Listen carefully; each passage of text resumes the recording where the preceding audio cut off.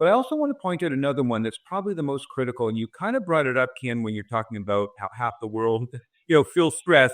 A lot of time it's just letting go, releasing some of that stuff out of our aura, out of our, and the aura really is the energetic blueprint of who we are, right? So it's around us, it's within us.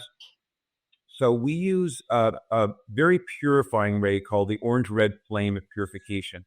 And it releases, it lets go. Because we're not supposed to feel stress. That's not a normal state of being, right? Even though, just as I was explaining about my anxiety, I would actually affirm I'm a worrier. I would just tell people I'm a worrier as if that's who I am, right? Now, clearly, if I'm not anymore, it never was who I was. So that's the other thing about holding the consciousness, not identifying with that illness and using the divine light to release blocks and then bring in, what we're looking for. Well, and I think you're making a good point here too. It's let me just phrase it in another way. So like worrying, for instance, worrying is not a natural state. Although some people think that is natural to them, and they start to identify themselves as a worrier, like you did, right? But what we're looking for, and when you let that go, is there was a coherence with source.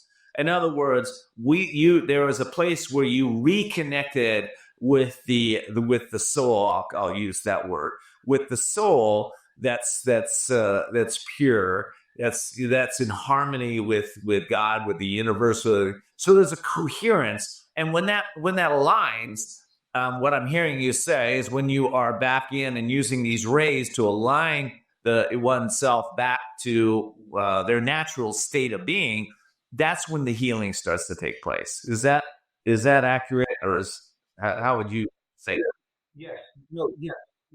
Yeah. Correct. And essentially, we recognize, and you said it in different words. It's all the same. It's all as accurate. But we recognize that the source of health, the source of love, the source of peace is God. Call it what you want to call it. We call it God, right?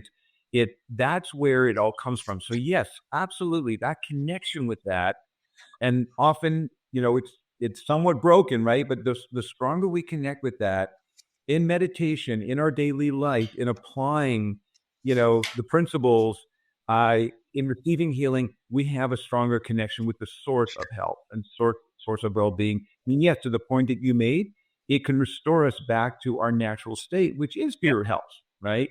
Now, even though we might be, again, experiencing a malady, something in our physical body, well, we can acknowledge it, right? But we don't want to identify with it, because when we identify with it, we